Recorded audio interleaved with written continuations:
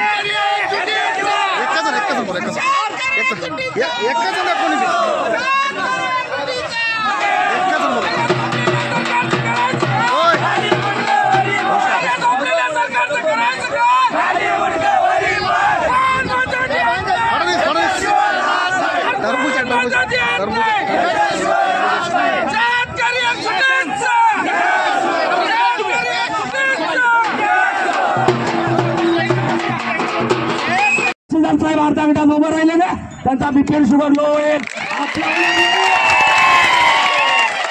कारण की मला इथं काय म्हणला बा तुम्ही कोणाचे कार्यकर्ते आहात मी बा म्हणलं मी साहेबाचा कार्यकर्ता म्हणलं तुमचा साहेब कोण मी म्हणलं माझा बाप माझा साहेब कष्टकरी शेतकरी आहे त्या साहेबांना आदेश दिलेत आम्हाला गावागावात शेतकऱ्यांना जागृत करा आणि बैलगाडी मोर्चा आणा प्रशासनाला या शासनाला सांगू इच्छितो आता फक्त बैलासोबत गाडी घेऊन आलोय पुढच्या वेळेस नांगर घेऊन येऊ आमच्या ज्या प्रमुख मागण्या आहेत ज्याची घरं पडलीत त्यांना तात्काळ घरकुल मंजूर झाले पाहिजे जी लंपी आजारामध्ये जे जनावर जगावलीत त्या जनावरांना तात्काळ आर्थिक सहाय्य दिलं पाहिजे आणि त्यासोबत आमचं प्रशासनाला आणखीन एक सांगणं आहे जे पशुचे डॉक्टर जे लोकांना पशुवैद्यकीय अधिकारी ज्याला आपण म्हणतो आमच्या गावामध्ये एका व्यक्तीचा ₹1,00,000 बोरं होतं बोरं त्यानं त्याला नीट करण्यासाठी 25-30 रुपये खर्च केले शासनाचंच मेडिकल शासनाचाच अधिकारी पैसे कोणाकडून घेतोय शेतकऱ्याकडून घेतोय लाज वाटली पाहिजे असं आपल्याला इथून पुढे जर वेळेवर अधिकारी जर नाही आले तर आमच्यासारखी वाट नाही एवढं सांगू इच्छितो आणि यानंतर जाग येत नाही मला एकच म्हणायचं आहे देवेंद्र फडणवीस साहेब असतील आणि दोन्ही उपमुख्यमंत्री असतील महाराष्ट्राचे त्याला कळकळीची विनंती आपण कळकळीने लवकरात लवकर निर्णय घ्या नाहीतर माती खरडलेली आहे शेतकरी जुगारला येतो जुगार अरे त्याच्या एवढा जुगार कोणी एका एकरला 35,000चा जुगार नाही तर 10 एकर शेतकऱ्याचं काय असेल आपण म्हणतो मोठा शेतकरी त्याचं काय याची तर लई बेजारी आहे 4-5 एकरवाल्याची काही बेजारी नाही आता तुम्ही काय केलं 3 हेक्टर होतं 2 हेक्टरवर आणलं पहिलं 13,400 होतं आता काय केलं 8,400 आणलं आता भेटतात 16,000 आणि पहिले भेटत होते 40,000 एवढी तफावत करणारे कोण असतील केलं कसं घेणं देणं असेल का आपलं म्हणून आपल्याला सर्वांना एकच विनंती येतं शांततेत आला शांततेत जायचंय कुठलाही गोंधळ न करता बैल गाडीवाल्याला सूचना आहे आपले बैल झगडतात दमानं गाड्या जाऊ द्या पुन्हा एकदा तुम्हाला हार्दिक शुभेच्छा बैलगाडीवाल्यांना आणि थांबतो जय जवान जय किसान शेतकरी चुकीचा बँकेत थातूर मातूर पैसे टाकतील आज आमचं जनावरांचं नुकसान झालंय अनेक शेतकऱ्यांकडे सर्टिफिकेट नसतील कदाचित बरोबर आहे जेव्हा जनावरांची नुकसान भरपाई देतील तेव्हा 100 कागदपत्र हाच तहसीलदार मागणार आहे किंवा बीडीओ असेल तो मागणार आहे बरोबर आहे 100 कागदपत्र आणि असं करणार दिलं म्हणणार आणि असे नियम लावणार की त्या नियमात आपण बसणारच नाही त्यामुळे आपलं म्हणणं आहे की गावात माहिती घ्या आणि सरसकट सगळ्यांना ते म्हणले याच्याकडे म्हैस होती गेली वाहून घ्या तिथं हे लिबरल धोरण ठेवलं पाहिजे सरकारनं आणि त्यामुळे येत्या काळात आणि एक मागणी आपण पूर्ण महाराष्ट्रात लावून धरली पाहिजे मी त्याबद्दल फेसबुकला पण पोस्ट केली. अहो संपूर्ण महाराष्ट्रातला शेतकरी आज बर्बाद आहे. कसा उभा राहणार आहे तो पुन्हा? जमिनी घातल्या गेल्यात, माती वाहून गेली आहे. खरं तर आमच्या आमदार खासदारांनी आणि मंत्र्यांना मागणी घ्यायला पाहिजे, फक्त शेतकऱ्याच्या प्रश्नाबद्दल विशेष अधिवेशन बोलवा. फक्त शेतकऱ्याच्या प्रश्नाबद्दल चर्चा होईल. मला सांगा, शेतकऱ्याचं नुकसान झालंय. मी परभणीत राहते, माझ्या जवळ झोपडपट्टी आहेत. आमची बाई म्हणली यावेळी सोयाबीनला काय गुप्त मिळायचं चिन्ह नाही. बरोबर आहे. आता शहरातनं मजूर उलटे चालले. म्हणजे आमचा जो गावातला मजूर आहे तो त्याला रोजगार नाही, तुम्हालाच नाही तर तुम्ही काय देणार? आमच्या सगळ्या महिलांचा रोजगार गेला. आज इथं सगळे पुरुष आहेत, मी एकटीच बाई दिसायले, पण आमच्या बायका घरात आहेत, रडतायत. त्यांना दिसतंय काय त्यांनी जी काय बचत केली असेल कोंड्याचा मांडा करून त्या घालणार आहेत. बरोबर आहे. आज इथं नाही आहेत त्या, परंतु आज एक लक्षात घ्या, याच्यातनं फक्त शेतकरी नाही पूर्ण समाज व्यवस्था ही मंदीकडे जाणार आहे. आज तुमच्या हातात पैसा नाही, आम्ही खरेदी करणार नाही. करणार आहोत का? आमच्या हातात पैसा नाही, आमचा हमाल मोंड्यात काय सोयाबीनचं पोतं वाहणार आहे? सोयाबीनच नाही तर कुठल्या कापसाच्या जिनीवर चालणार आहेत? कापूसच नाही तर. आणि त्यामुळं ही जी परिस्थिती आहे याचं गांभीर्य या सरकारला अजिबात नाही. थातूर मातूर बोलायचं, काहीतरी तिसरंच बोलायचं, मागणीला तिसरीच वाट काढून द्यायची, अशा प्रकारच्या गोष्टी चाललेल्या आहेत. आणि त्यामुळे आपली मागणी या ठिकाणी की सरकारनं फक्त शेतकऱ्यांच्या प्रश्नाबद्दल विशेष अधिवेशन तात्काळ घेतलं पाहिजे. बरोबर आहे. आणि आमच्या आमदारांना म्हणावं इथं येऊ नका बांधावर, तिथं थोबाड उघडा आणि आम्हाला जास्तीत जास्त मदत कशी मिळेल हे बघा. आमच्या माती घासून गेलेल्या शेती आहेत, त्या खरडराचे वेगळे पैसे मिळाले पाहिजेत. पिकाचं नुकसान वेगळं आणि माती वाहून गेली, आता ते शेत पुन्हा रोटरनं तरी नीट होतं की नाही अशी काही ठिकाणची अवस्था असणार आहे. आणि त्यामुळं या सगळ्या मागण्या शेतमजुरांसाठीच्या मागण्या असतील, बाकी सर्व घटक शेतीवर अवलंबून सगळे आहेत. या सरकारनं कितीही काही म्हणलं ना तरी भारत देश सगळ्यात जास्त निर्यात शेतीतनंच करतो, बाकी काही येत नाही. बाकी सगळं आपण चीनकडनं घेतो, मोबाईल घेतो, सगळं इकडनं घेतो. फक्त मेरा देश महान म्हणायचं आणि लोकांना फुलथापा करायच्या, हे या सरकारचं धोरण आहे. आणि त्यामुळं जे रानं खडून गेलेले आहेत त्या रानाचा सरकारनं पंचनामा करा. पंचनामा करा तर द्या सोडून कोणता आदेश पण दिला नाही की पंचनामा करायचा. मला एकच प्रशासनाला सांगायचंय, या ठिकाणी जर एखादा वाळूचं ट्रॅक्टर धरला असलं तहसीलदार साहेबानं तर हा गेट खोलला असता. गेट खोलला असता, वाळूचं ट्रॅक्टर असलं तर गेट खोलला असता. माझा बळीराजा, माझं कर्ज माफ करा, मला दुष्काळ जाहीर करा म्हणून तुमच्या दारी आला तर तहसीलदार साहेबांना हा गेट खोलला नाही. सर्वप्रथम या निमित्तानं सांगतो, तहसीलदार साहेबाचा निषेध करा, निषेध करा, निषेध करा. आम्हाला प्रशासनाला एकच सांगायचंय, आम्ही ज्या वेळेस प्रशासनाला निवेदन दिलेलं होतं त्यावेळेस प्रशासनानं जे आम्ही प्रतिलिपीत पोलीस स्टेशन म्हणून एक निवेदन दिलेलं होतं, त्याच्यामध्ये प्रतिलिपीमधून पोलीस स्टेशन मधून दिलेलं होतं. प्रशासनानं अजून पण पोलीस स्टेशनला माहिती कळली नाही की शेतकऱ्याचा मोर्चा हा तहसीलवर येणार आहे. याच्यामध्ये मला सांगा पोलीस बांधवाची काय चूक आहे? त्याने आम्हाला सांगितलेलं आहे की बा तुमचं आम्हाला आतापर्यंत निवेदन आलेलं नाही. मग माझं एकच म्हणणं आहे तर तहसीलदार साहेबाला, ज्या वेळेस शेतकरी तुम्हाला एखादं जर निवेदन देत असेल, तुमच्या तहसीलवर बैलगाडी शेतकऱ्यासाठी मोर्चा घेऊन येत असेल, त्याचं सर्वप्रथम तहसीलदार साहेबांना पोलीस स्टेशनला निवेदन द्यायचं राहतंय.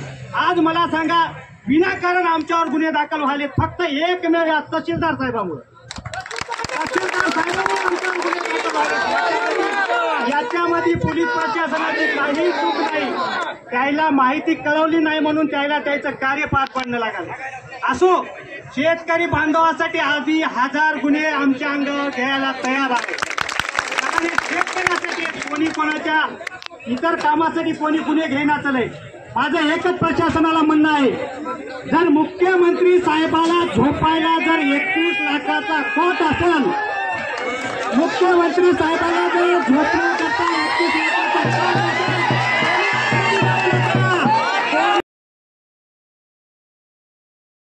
आपली मागणी शासनापुढे मांडू, शांततेनं सगळ्या गोष्टी करू. आणि सगळ्यांना विनंती आहे, आणि इथं आलेल्या सगळ्याची एकदा पहिल्यांदा माफी मागतो. मी माफी याच्यासाठी मागतो की मी माझ्या भाषणामध्ये असेल किंवा कुठे काही बोलताना असेल, मी कवाच वाईट शब्द वापरले नाही. कदाचित आज माझ्या तोंडातून वाईट शब्द येऊ शकतात या सरकारच्या विरोधामध्ये. कारण आज आपण पाहतोय की प्रत्येकाची जमीन खरडून गेलेली आहे. आपण आपल्या सोयाबीनला मोडं फुटलेत, कापसाचे बोंड नसलेत, ऊस वाढला नाही. आता प्रत्येक जण म्हणेल की ऊसाचा शेतकरी सुखी असतंय, तर ऊसाच्या शेतकऱ्याचं देखील त्या ठिकाणी कांडे वाढ जी असती ती झालेली नाही. एवढं जे नुकसान आपलं झालेलं आहे ते फक्त शासनाच्या धोरणामुळे झालेलं आहे. कारण आपल्याला आसमानी संकट आपण झेलायला समर्थ असतो कधी बी, पण हे सुलतानी संकट जे आपल्यावर लावलेलं आहे, सगळ्यात महत्वाचा आज आपला मोर्चा काढण्याचा आपला उद्देश होता. पीक विमा कंपनीच्या विरोधात आपला मोर्चा होता. कारण पीक विमा कंपनीनं मागच्या वर्षी जे ट्रिगर होते ते ट्रिगर सगळे रद्द केले. आता हे आज या प्रकारचं सोयाबीन आणि कापूस आपलं झालेला आहे. मला शासनाला याच्या मार्फत सांगायचंय की बाबांनो, आता जागे व्हा, नाहीतर कुठे काय परिस्थिती व्हायली आजूबाजूला तुम्ही पाहिली.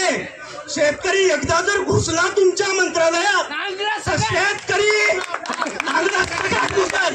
बैलगाड्या सुद्धा मध्ये नांगरत नाही. तर मला एवढंच सांगायचंय की बाबा, आमची जी मागणी आहे ती मान्य करा. पीक विमा कंपनीला मला सांगायचंय, मागच्या वर्षी 1 रुपयामध्ये पीक विमा होता. सोयाबीनचा भाव 7,000 होता, 7,000 3,000 आणला. तरी हे हरामखोर नेते यांच्या आमदाराच्या पगारी 50,000 3 लाखापर्यंत जातात. म्हणजे आमदार काय बोलत नाहीत. जर पाहिलं आज प्रत्येक आमदारानं खासदारांना शेतकऱ्याचे दौरे केले, पण एकही आमदार खासदार म्हणला नाही आमच्या शेतकऱ्याला हेक्टरी 50,000 मदत द्या. कारण हे आमदाराला खासदाराला माहित आहे. ही जनता आपण काय करतो, मतदानाच्या वेळेला गोड बोललो की आमच्या सोबत राहते. आमदारांना खासदारांना मंत्र्यांना सांगणं आहे, आता तुम्ही ते वाट पाहू नका.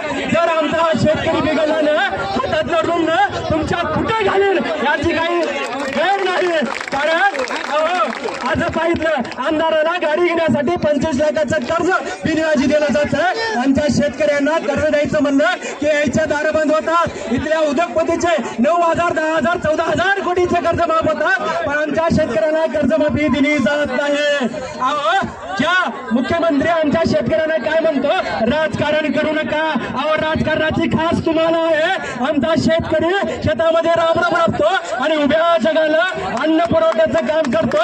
आमचा शेतकरी राजकारणात कधीच पडत नाही. तो अजित पवार म्हणतो सगळे सोंग करता येतात, पण पैशाचं सोंग करता येत नाही. अजित पवार 70,000 कोटीचं कसं सोंग करता आलं ते सांगा ना आम्हाला. जर आज बघितलं जरी कथा एका आमदाराची जरी प्रॉपर्टी जप्त केली, अख्खा मराठवाडा दुष्काळमुक्त होऊ शकतो. एवढी प्रॉपर्टी कमवलेली आहे की आमच्या जीवावर तहसीलदार साहेब आमच्यासाठी निवेदन करायला येत नाहीत. जर एखाद्या वाळूच्या टिपराचे हप्ते घेण्यासाठी कसं काय दारामध्ये येतं हे तितकंच महत्वाचं आहे. आम्हाला काय करायचं करा. मी शेतकऱ्याच्या पोरं आहेत, आम्ही रोज मरणाच्या दारात भिडतो. कारण रात्री 12 वाजता पाण्यात दारं धरतो, म्हणजे आम्ही सरपाला भेट नाही. आम्ही मरणार आणि गुन्ह्याला कधीच येणार नाही. कारण आमच्या शेतकऱ्याचे पोरं रात्रंदिवस कष्ट करतात. पहिला आमचा बाप अडाणी होता, आमच्या बापानं तुम्हाला डोळे झाकून मतदान दिलं, पण तुम्ही आमच्या बापाला दिलं काय? आमच्या बापाला दिलं फक्त आणि फक्त गांजर. की आता गांजर आम्ही हलवून पाडणार आणि इथल्या व्यवस्थेच्या विरोधात आमच्या शेतकऱ्याचा प्रश्न उठणार. नेते म्हणतात तुम्हीच घाला. हे नेते येतात, आमचे फक्त बांधव येऊन फोटो काढतात. फोटो काढून कधी आमच्या नेत्याला म्हणत नाहीत. जर आपण एका मुख्यमंत्र्याच्या विरोधात बोललं, त्यांच्याच कार्यक्रमात आमच्या मंत्र्याला बोललं. सोडून द्या. ह्या कार्यकुत्र्याच्या पाठीमागे अजिबात थांबू नका. हे फक्त स्वतःचा स्वार्थ बघतात. कारण यांना माहित आहे आम्हाला कोणता तरी फंड भेटतो आणि या फंडामधून आम्ही कमाई करतो. यांच्या पाठीमागे अजिबात थांबू नका.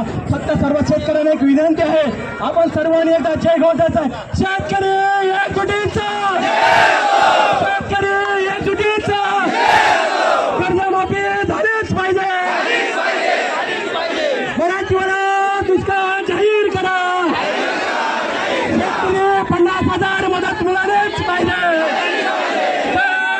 जवान. पूर्णा तालुक्यातील सर्व लढाऊ शेतकऱ्यांचं मी मनस्वी अभिनंदन करते. इथल्या प्रत्येक माणसाचं भाषण हे तरबेज होतं. अतिशय चांगल्या पद्धतीने इथला युवक शेतकरी देखील त्याची गोष्ट तिथं बोलत होता.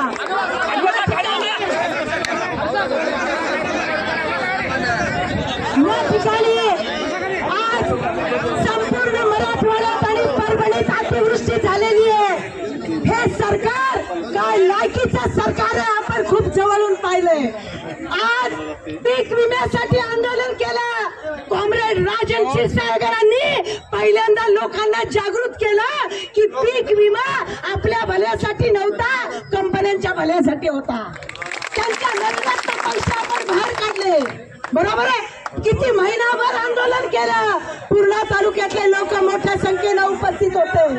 अरे निवडणुकीला येईपर्यंत, निवडून येईपर्यंत 1 रुपयाचा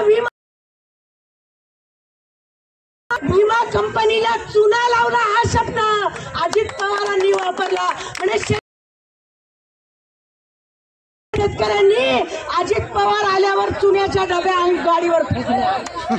चुना कुणी लावल्या? अहो याच परभणीमध्ये कलेक्टर ऑफिसला 7 मेला बैठक झाली. सगळ्या की 14 गावात पीक बोगस विमा घेतला. गावाला शिवारच नाही आणि केली करा गुन्हे दाखल. परंतु एक थोबाड उघडलं नाही आणि प्रशासनाला पाठीशी घातलं. अहो नोटाबंदी केली. मला तर खुश झाले. मी म्हटलं बरं झालं नोटा कमी झाल्या. आता कोणाच्या किती बाहेर निघतात की आपल्या नाहीत. आता मोठ्यांच्या खूप आहेत. काय आता म्हणे 3,000 वाटायला म्हणून. बरोबर आहे. म्हणजे एवढे पैसे कुठे आहे त्यांचे? सगळा फेल कार्यक्रम आहे. आमच्या कष्टकऱ्याचे पैसे मात्र बँकेत जमा झाले. आमच्या महिलेचे पैसे जिनं नवऱ्याला लपवून ठेवले होते गाडग्यात तिला बँकेत टाकावे लागले. बरोबर आहे. सगळा पैसा बँकेत गेला आमचा आणि पुन्हा तो पैसा भांडवलदाराला गेला. अहो या बंद केले म्हणे शेतकऱ्यांनी चुना लावला. आज मला सांगा किती शेतकऱ्यांनी पीक विमा भरलाय? आकडेवारी बघा. 1 रुपयाचा विमा होता तेव्हा परस्पर 1 रुपया बँकेतनं कटला. 7.5 लाखाच्या वर शेतकऱ्यांचा विमा भरला गेला. आज शेतकरी कठीण परिस्थितीत होता. 50% वर शेतकऱ्यांनी विमा भरलेला नाही आणि आम्ही मागणी करतो पीक विमा द्या. अहो ज्यांनी भरला त्यांना मिळेल. 50% शेतकरी बाहेर गेले ना. विमा कंपनी तुमचा प्रीमियम नसेल तर तुम्हाला देणार आहे का पीक विमा? या हरामखोर सरकारनं निवडून येईपर्यंत 1 रुपया पीक विमा दिला. निवडून येईपर्यंत बहिणींची मागणी नव्हती तर बहिणींना 1,500 रुपये दिले. अरे अंगणवाडीची युनियन चालवते. 52 दिवस संप केला म्हणे खडखडाटे आम्ही काहीच देऊ शकत नाही. आणि लगेच इलेक्शन लागली तर सगळ्या महिलांना देऊन टाकले 1,500. इतकं धडधड खोटं बोलता. लाज वाटायला पाहिजे. जनता तुम्ही मूर्ख समजता का? या जनतेला काही कळत नाही असं समजता का? आज लाजीरवाणी गोष्ट आहे. आमचे मंत्री आमदार छत्री घेऊन, छत्री पण स्वतः नाही बरं का, कोणतरी कार्यकर्ता डोक्यावर करतोय. बरोबर आहे. बांधावर फिरायला. अहो जेव्हा ते ट्रिगर बंद केलं तेव्हा तुमचं थोबाड विधानसभेत का उघडलं नाही? इथं येऊन नाटकं करू नका. का तुम्ही ठामपणे इथल्या आमदारांनी विरोध केला नाही की हे 3 ट्रिगर बंद करायचे नाहीत? का तुम्ही विरोध केला नाहीत? अरे NDRFची जी मदत आहे केंद्र सरकारनं, आता माझ्या आधीचे बरेच वक्ते म्हणले पूर्वी 13,000 मिळायचे 8,000 मिळाले. अहो ही NDRFची तरतूद केंद्र सरकारनं GR काढून बंद केली. तेव्हा आमचे खासदार बोलले का हो? धोरणात्मक बोलायचं नाही. धोरण जिथं खुट्टी मारलेली आहे तिथं यांची थोबाडं शिवलेली आहेत आणि कायम जनतेसोबत लावून घोटाळा. निवडून आल्यावर कसं होतं जरा बरं वाटतं. जनता माग ताफा गाड्या कार्यकर्ते या फिरायच्या सवय झाल्यात. अहो आम्ही तुम्हाला निवडून दिलंय. लोकांनी मतदान केलंय.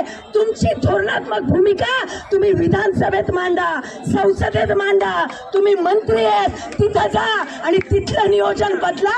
आमच्या सोबत उगाच येऊ नका. मोठं केलंय आम्ही तुम्हाला. बरोबर आहे. जिथं बोलायचं तिथं बोलायचं नाही. या गोष्टी तात्काळ थांबल्या पाहिजेत. या ठिकाणी आपलं म्हणणं आहे हेक्टरी 70,000ची मदत मिळाली पाहिजे. 70,000ची मागणी करा. 50,000ची म्हणलं तर सरकार अजून खाली येणार आहे. बरोबर आहे. आज आमच्या पूर्णच्या जमिनी काय लागतील? चांगल्या क्वालिटीच्या जमिनी आहेत. अहो हे हरामखोर सरकार पूर्णातल्या कोणी मागणी केली होती का शक्तीपीठ द्या, शक्तीपीठ द्या? बरोबर आहे. आज त्या शक्तीपीठाची या परभणी जिल्ह्यातल्या 32 गावात आम्ही मोजणी होऊ दिली नाही. का नाही होऊ दिली? कोणी मागणी केली होती का की शक्तीपीठ करा? जर आपली जमीन जर खरडून गेली ना, म्हणजे जी कधी जबर पिकणार नाही तिला देणार म्हणे 47,000 रुपये एकर. अरे लाजा वाटू द्या रे. तुम्ही तुमच्या किचनची ट्रॉली बनवण्यासाठी, म्हणजे जे वट्टा आहे ना, वट्टा किचनचा, त्या मुख्यमंत्र्याच्या वचनचा किचनचा वट्टा बनवायला 19 लाख रुपयाचं टेंडर निघाले. आणि माझ्या शेतकरी बापाचा जर घर जर पडलं ना पक्क असेल तर 1,20,000 पक्क, म्हणजे बांधकाम केलेलं मजली जे कस्टम करतो ना आपण त्याला 1,20,000, नाही तर मग किती 5,000 10,000 तुमच्या तिकडच जा. मुख्यमंत्र्याला एक शेतकरी म्हणतो, साहेब तुम्ही आमच्या दारात आलात, फक्त मदत किती करणार आहात? तर मुख्यमंत्री काय म्हणते, तू राजकारण करू नको, इथं राजकारण करायला आलंय. अरे बाबा तू त्याच वेळेस तेव्हा जर उत्तर दिलं असतं की मी लगेचच्या लगेच तुम्हाला देतो 50,000 रुपये हेक्टरी, तर तो शेतकरी तुमच्या डोक्यावर तुम्हाला घेतला असता. एवढंच नाहीये. सरकारचं करायचं काय? अरे आवाज दो! अरे आवाज दो!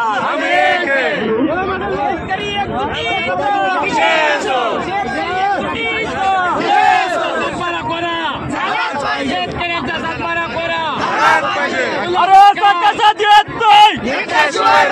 अरे असा कसा देत नाही? पंजाब सारखी मदत आम्हाला मिळालीच पाहिजे,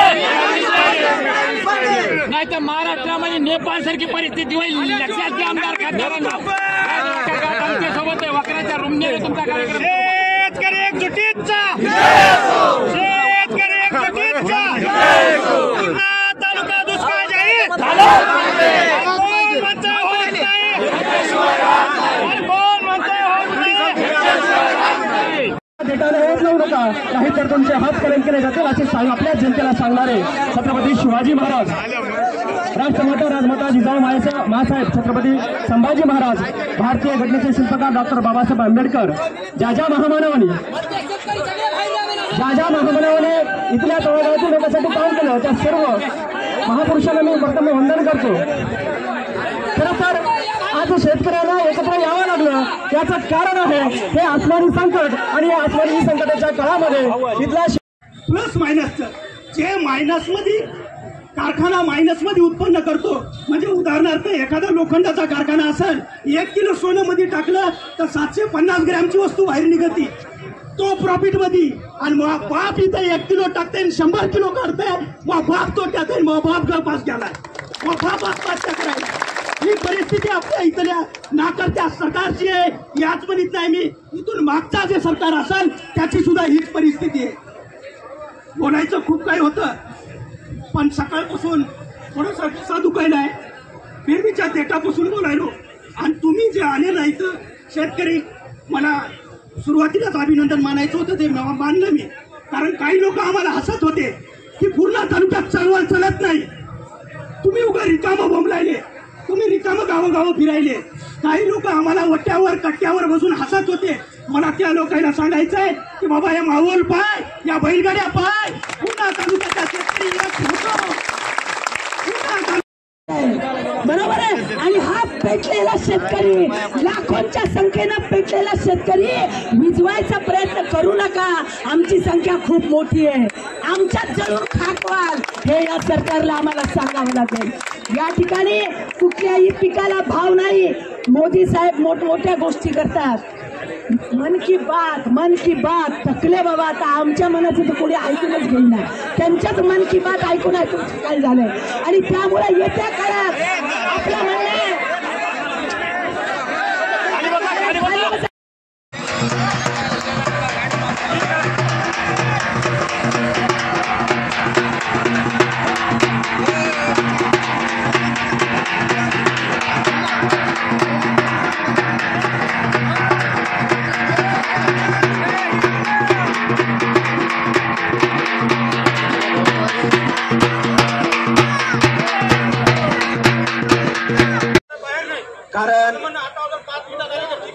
थांबा घाई करू नका थांबा हो गडबड करू नका थांबा ना. अरे आपण ऐका